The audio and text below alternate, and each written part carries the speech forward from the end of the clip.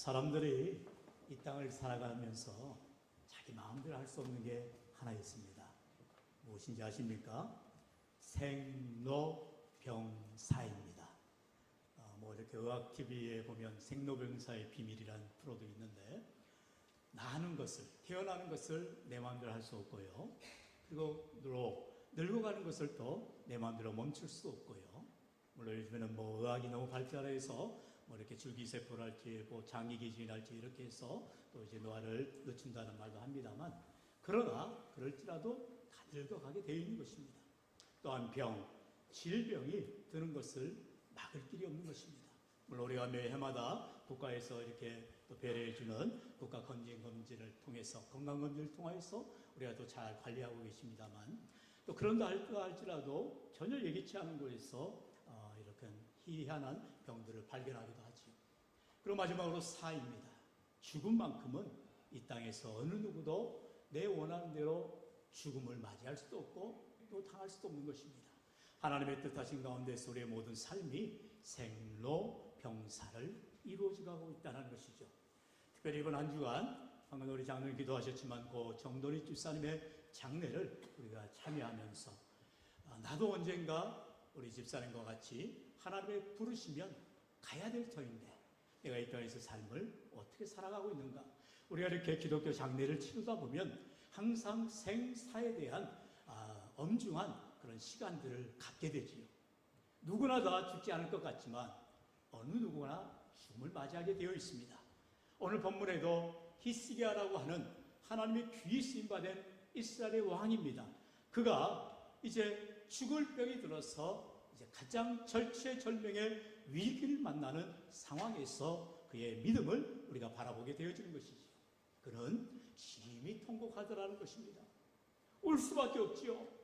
지금 내 삶에 너무나도 억울한 이 죽음이, 또한 이 질병이 내 앞을 가로막고 있으니 어느 누구라도 이 현실을 받아들일 수가 없다는 것이죠. 그러나 히스기야는 그저 억울해하고 그저 분통해하고 그저 한탄만 하는 것이 아니라 믿음으로 하나님 앞에 나아가는 것을 봅니다. 오늘 이 시간 우리 모두에게 생로병사의 삶을 살아가지만 하나님께서 언제라도 우리를 부르실 때에 이 세상의 모든 짐들을 훌훌 털고 주님의 품에 안겨 영생 복락 누릴 수 있는 우리 모두가 될 수 있기를 주의 이름으로 간절히 축원합니다. 축원합니다. 먼저 히스기야는 병들어 죽게 되었다라고 말씀하지요. 우리 1절 말씀 같이 읽어볼까요? 시작. 그때에 히스기야가 병들어 죽게 되매 아모스의 아들 선지자 이사야가 그에게 나와서 그에게 이르되 여호와의 말씀이 너는 집을 정리하라 내가 죽고 살지 못하리라 하셨나이다. 아멘. 이처럼 히스기야가 병들어 죽게 되었다는 것입니다. 그런데 이 열왕기하 19장 20장에만 나오는 내용이 아니라 또한 이사야 38장에도 역대하 32장에도 동일한 내용이 나오고 있습니다. 그만큼 히스기야의 역대 지략, 그리고 지금 히스기야가 이 질병에 걸린 것, 그리고 이 상황에서 하나님 앞에 기도하는 모습이 얼마나 중요한지를 열왕기하, 그리고 이사야, 그리고 역대하에 걸쳐서 개수가해서 기록하고 있어요. 물론 역대하 32장에는 짧게 기록합니다. 히스기야가 교만하였음을 나중에 밝히고 있지요. 아무리 하나님 앞에 기도하여서 그의 생명이 연장되었지만 그가 교만하여져서, 결국 우리는 여기서 알아야 될 것은 히스기야가 기도해서 생명을 15년 연장하였더라, 우리도 기도하면 15년 연장되었거니 그게 아니라는 것이요. 우리가 결론에서 말씀을 나누겠습니다만 하나님의 뜻을 알아야 되는 것입니다. 히스기야가 15년을 산들 뭐 할 것입니까? 그가 교만해졌어요. 그가 그 생명이 연장되었을 때에 이제 아들 므낫세를 낳게 되어주는데, 여러분 우리가 잘 알듯이 므낫세 왕이 어떤 왕입니까? 이스라엘의 아합 왕과 함께 유다의 가장 악한 왕 중에 하나가 므낫세가 되는 것을 봅니다. 오히려 태어나지 말았으면 하는 왕이 바로 므낫세였던 것입니다. 그것은 무엇을 말할까요? 히스기야가 참으로 자기가 죽음에 이르렀을 때, 이 질병으로 말미암아 죽을 병에 걸렸을 때에 오직 하나님 앞에 살리만 달라고 기도할 것이 아니라, 하나님 내가 살고 죽는 것이 주님께 달려 있습니다. 하나님의 은혜를 주옵소서라고 더욱 하나님 앞에 간절히 간구하며, 이제 연장되어진 15년의 삶을 정말로 하나님의 은혜에 감사하며 다시 태어난 삶으로, 믿음의 삶으로 나라를 잘 다스리고 자녀를 잘 양육해야 했을 터인데 그러지 못하고 교만하다가 그만 죽게 되고 그 아들은 더욱 악한 왕이 되더라는 것이죠. 이것은 오늘 저와 여러분에게 히스기야가 우리의 우상이 되어서는 안 된다는 거지요. 여러분, 성경은 언제나 많은 사람들의 공과가 있습니다. 여러분, 우리가 역대 대통령들 가운데에도 공과가 있지요. 여러분, 저는 박정희 대통령을 너무나 존경합니다. 좋아합니다. 우리나라가 박정희 대통령이 없었으면 이렇게 근대화가 일어나긴커녕 전 세계의 강대국이 될 수도 없었어요. 그러나 과도 있지요. 군부독재를 하였습니다. 군사혁명을 하였습니다. 씻을 수 없는 악행을 저질렀어요. 그것은 있을 수 없는 일이지요. 여러분, 지금 네팔을 보세요. 네팔의 MZ 세대들이 이제 나라를 지금 혁명을 일으키고 있습니다. 그 나라가 대통령 중심으로 모든 위정자들이 악을 행하고 있으니 젊은이들이 소망이 없고 빛이 없고 그래서 결국 나라를 뒤집어가고 있는 거예요. 그러나 우리나라는 과거에 역대 세계 역사에서 프랑스의 유혈혁명이랄지 이런 모든 나라들의 혁명을 우리는 거치지 않았어요. 오히려 민주화를 이뤄냈고요. 할렐루야! 이 모든 과정은 하나님께서 은혜를 베풀어 주시고 1천만 기독교인들이 깨어서 날마다 부르짖어 기도하기 때문인 줄로 믿습니다. 오늘도 하나님은 저와 여러분을 통하여서 우리의 삶의 문제를 만났을 때에, 나라의 절대절명의 위기를 만났을 때에 우리는 하나님의 은혜를 구하고 믿음으로 사명을 감당할 수 있는 우리 모두가 되어야 할 줄로 믿습니다. 여러분, 히스기야가 병들어 죽게 되었을 때를 지금 이사야는 이렇게 말하고 있지요. 이사야 38장 1절에 보면 그때 히스기야가 병들어 죽게 되니 아모스의 아들 선지자 이사야가 나아가 그에게 이르되 여호와께서 이같이 말씀하시기를 너는 내 집에 유언하라 내가 죽고 살지 못하리라 하였나이다 하니. 지금 이사야 선지자가 이사야 38장에서는 그렇게 말하는 거예요. 너는 유언을 하라는 거예요. 유언을 언제 하는 겁니까? 죽기 전에 하는 것입니다. 이제 히스기야는 죽을 병에 걸렸을 뿐만 아니라 진짜로 죽게 된다는 거죠. 이사야 선지자의 말이에요. 그러므로 너는 유언하라. 네가 죽고 살지 못할 것이다. 분명히 말하고 있어요. 그런데 지금 이 그때에, 오늘 본문에서도 그때에 본문이 시작되는데 바로 이 그때가 무엇입니까? 앞장을 보면 히스기야의 놀라운 역사가 나타나죠. 바로 당시 아수르라고 하는 가장 전 세계에서 강한 나라, 지금의 미국과 같은 나라죠. 전 세계에서 어느 누구도 침략할 수 없는 초인류 강대국인 아수르가 이 지역 나라들을 다 삼켜버리고 있어요. 그러면서 이제 유다까지 공격합니다.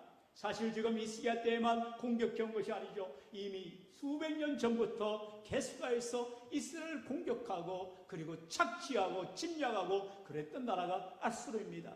아수르는 지금의 이제 이라크, 이란, 그래서 이 페르시아를 이루어가게 되지요. 그런 지역에서 아주 강대한 나라가 됩니다.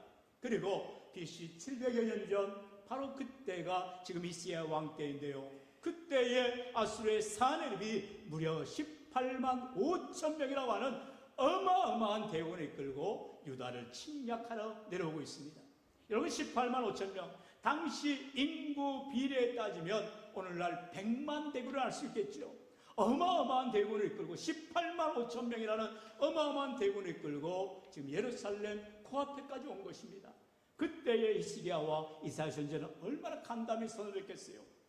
우리나라가 전혀 저들을 이길 수 없다. 어떻게 해야 되느냐? 그러면서 히스기야와 이사야가 간절히 하나님 앞에 기도하지요. 그래서 하나님의 역사가 나타납니다. 우리 열왕기하 19장 35절 같이 읽어볼까요? 시작. 이 밤에 여호와의 사자가 나와서 아수르 진영에서 군사 18만 5천 명을 진지라. 아침에 일찍이 일어나 보니 다 송장이 되었더라. 아멘. 할렐루야. 어떤 일이 일어났다고요? 전세가 완전히 뒤집어진 겁니다. 아수르의 18만 5천 명이나 대군이 쫓아왔는데, 침략해 왔는데 히스기야가 전쟁 한번 치르지 않고 싸워보지 않고 그저 하나님 앞에 기도하였어요. 기도하였더니 하나님의 사자가 나타나 이 18만 5천 명이 하룻밤새 다 송장이 되었더라. 그래서 사내군요 그냥 36개로 도망을 가버리게 되죠. 이제 도망가서 결국 아들에 의해서 또한 암살을 당하게 됩니다.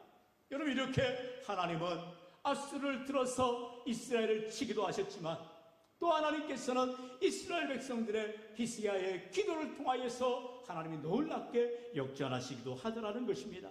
이러한 놀라운 은혜를 체험한 히스기야, 바로 그때에 하나님의 승리케 한 그 은혜를 경험한 히스기야에게 그만 죽을 병이 들었다라는 거예요.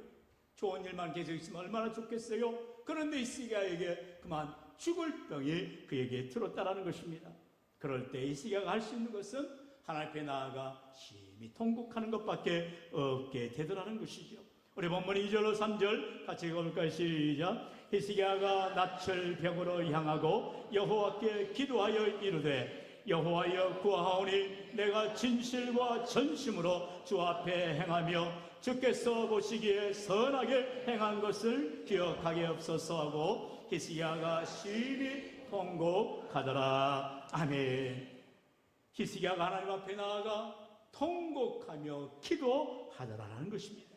하나님, 얼마 전만 하여도 앗수르의 18만 5천 명의 대군을 하룻밤 사이에 우리 하나님께서 다 무찌려 주시는데 그렇게 승리하게 하신 하나님께서 어쩐 일입니까? 왜 내게 이런 죽을 병이 걸려서 죽게 돼야 되나요? 그러면서 하나님 앞에 간절히 통곡하며 울게 되더라는 것입니다.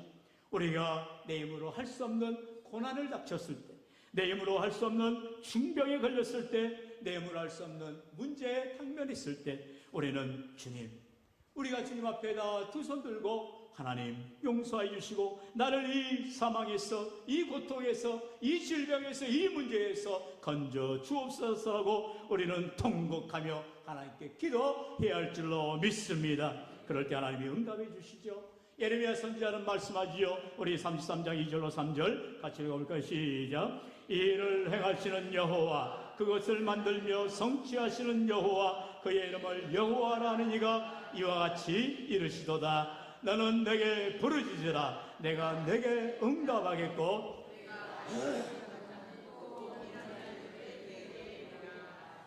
아멘. 따라합시다. 너는 내게 부르짖으라. 할렐루야. 여러분, 하나님은 다른 거 없어요. 어떤 문제를 만나든, 어떤 고난을 당하든, 어떤 질병을 당하든 하나님 앞에 부르짖자는 거예요. 하나님 앞에 나와 엎드려 하나님의 은혜를 구하는 자를 하나님이 보시고 들으시고 응답하시겠다는 거예요. 오늘도 우리 인생 가운데에 어느 누가 내 마음대로, 내 원하는 대로 생로병사를 주관할 수가 있어요. 어느 누구도 감당할 수 없습니다.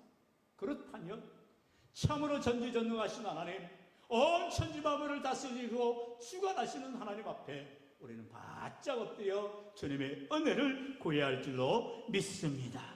이와 같이 우리가 문제를 만날 때, 어려움을 당할 때, 참으로 고통 가운데 하나님 앞에 부르짖어 기도하고 기도할 때 우리 하나님 그 기도를 들으시고 응답해 주시는 것입니다. 히스기야의 눈물의 기도를 하나님께서 들으시고 이사야 선지자를 통하여서 너는 유언장을 써라, 너는 죽게 된다고 말했던 이사야가 이제는 변화해서 하나님의 말씀을 전합니다. 우리 4절로 6절의 말씀도 한 절씩 교독해 봅니다. 제가 먼저 4절 읽습니다. 이사야가 성읍 가운데까지도 이르기 전에 여호와의 말씀이 그에게 임하여 이르시되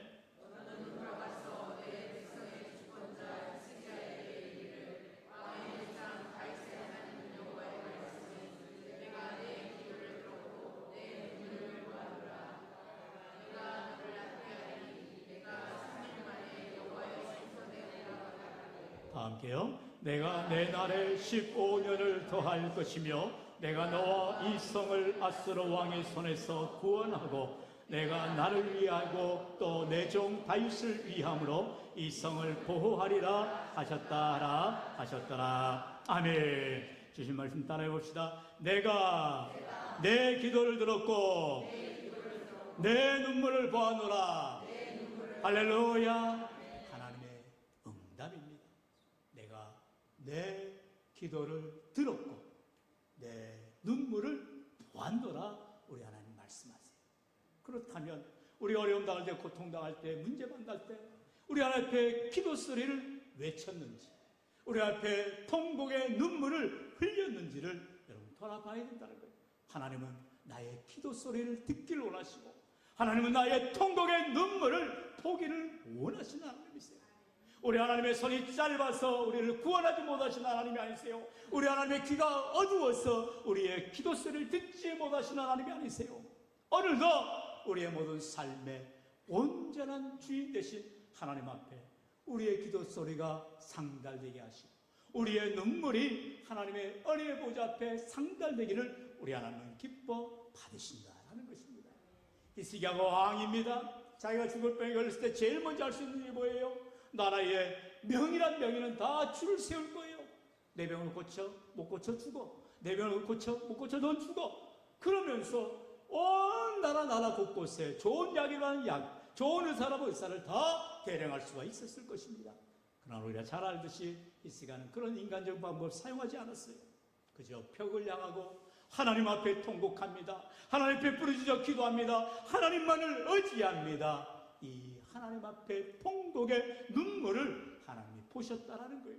오늘 우리 인생 가운데에 과연 어려움을 당할 때에 우리를 때로는 내 힘으로 할 수 없으니 이 사람 저 사람 찾아다니고 이 능력 저 능력 의지해 보려고 하고 어떻게 해서는 문제를 돌파해 보려고 애를 써보지만 우리는 전혀 해결할 기미가 보이지 않습니다. 오직 하나님께 나와 엎드려 기도해야 할 줄로 믿습니다. 여러분, 왜요? 오늘 성경은 저와 여러분에게 히스기야를 통하여서 분명하게 말씀하시는 거예요. 왜 하나님이 히스기야에게 질병을 주셨는가? 왜 하나님이 히스기야로 하여금 기도하게 하셨는가? 하나님은 어떠한 문제도 다 해결할 수 있는 능력의 하나님이시고, 히스기야의 기도 소리를 들으시기 원하시고 히스기야의 눈물을 보기를 원하시기 때문에 이러한 일을 행하셨다라는 것입니다. 바로 세 번째로 하나님께서 히스기야에게 이 죽을 병을 주신 이유가 무엇이냐? 이사야 선지자는 분명히 말합니다. 38장 17절 상반절에 보옵소서 내게 큰 고통을 더하신 것은 내게 평안을 주려 하심이라. 할렐루야. 여러분, 내게 평안을 주려 하심이라. 히스기야는 자기가 이렇게 질병에 걸려서 하나님 앞에 눈물로 기도하고 하나님을 부르짖어 기도하여서 하나님이 낫게 하더니 이제야말로 하나님께서 왜 나에게 죽을 병을 주셨는가? 그 이유를 깨닫게 됐다는 거예요. 바로 내게 평안함을 주시기 위함이다라는 거예요. 여러분, 기도의 응답은 다른 것이 아니에요.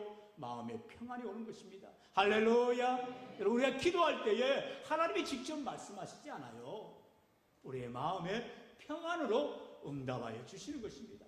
그렇기 때문에 여러분, 기도하다가 평안이 없고 계속 안절부절하고 이럴까 저럴까 갈팡질팡할 때 응답이 아니에요. 계속하여 기도에 엎드려 나아가라는 거예요. 마음의 평안이 올 때까지, 응답의 확신이 올 때까지 하나님의 은혜를 구하시기를 축원합니다. 그럴 때에 우리 하나님께서 우리의 마음의 염려와 근심과 걱정을 물리쳐 주시고 마음의 평강으로 은혜로 함께하여 주시는 것입니다. 우리 시편 50편 15절 같이 읽어볼까요? 시작. 환난 날에 나를 부르라. 내가 너를 건지리니 네가 나를 영화롭게 하려노다. 아멘. 얼마나 위대한 말씀이에요. 환난 날에 나를 부르라는 거예요. 세상 신 같으면 절대로 이런 말 하지 않아요. 좋을 때 나 불러, 잘 될 때 나 불러, 그래 내 덕이야, 내 은혜야, 내 힘이야. 여러분, 세상 신들은 그렇게 말할 거 있죠. 그러나 하나님은 그렇지 않죠. 고난의 때에, 환난의 때에 어느 누구도 도와주지 않는 절체절명의 시간에 내게 부르시더라. 내가 내게 응답하였고 내가 내게 놀라운 것을 보여주리라 약속하신 하나님이세요. 우리 지난주에 말씀하셨듯이 이사야 40장 10절의 말씀처럼 우리 하나님 말씀하죠. 너는 두려워하지 말라, 놀라지 말라. 나는 내 하나님이 됨이라. 나의 의로운 손으로 너를 붙들리라. 내가 너를 굳세게 하리라 말씀하고 계십니다. 우리 하나님께서 함께 해주시면 두려움이 떠나가게 되고 염려가 떠나가게 되고 근심 걱정이 떠나가게 되는 줄로 믿습니다. 마음의 평안이 올 때까지 믿음으로 엎드려 기도하는 저와 여러분 될 수 있기를 축원합니다. 그러면 기도할 때 엎드릴 때 순서가 있어요. 그냥 하나님 앞에 낙자 엎드렸다 되는 게 아니죠. 자신을 돌아보고 내가 하나님을 무시했던 것, 내가 하나님을 제쳐놓고 사람을 의지했던 것, 하나님보다 더 세상을 바라봤던 것을 회개해야 된다는 것입니다. 교만했던 죄, 죄와 타협했던 죄, 거짓말했던 죄, 세상 가운데서 유혹에 빠졌던 죄, 하나님을 멀리했던 죄를 다 회개할 때에 하나님 우리를 새롭게 하여 주시는 것이죠. 우리 시편 103편 11절로 13절의 말씀도 제가 연결시켜 도해봅니다. 제가 먼저 11절 읽습니다. 이는 하늘이 땅에서 높음같이 그를 경외하는 자에게 그의 인자하심이 크심이로다.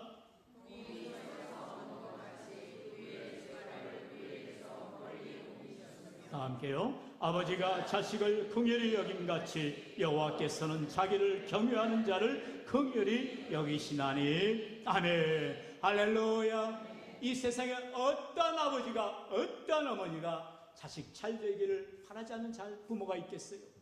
아버지가 자식을 긍휼히 여기듯이, 자녀를 불쌍히 여기듯이 하나님이 우리를 불쌍히 여기시고 긍휼히 여겨주시고 사랑해 주신다라고 말씀하고 계십니다.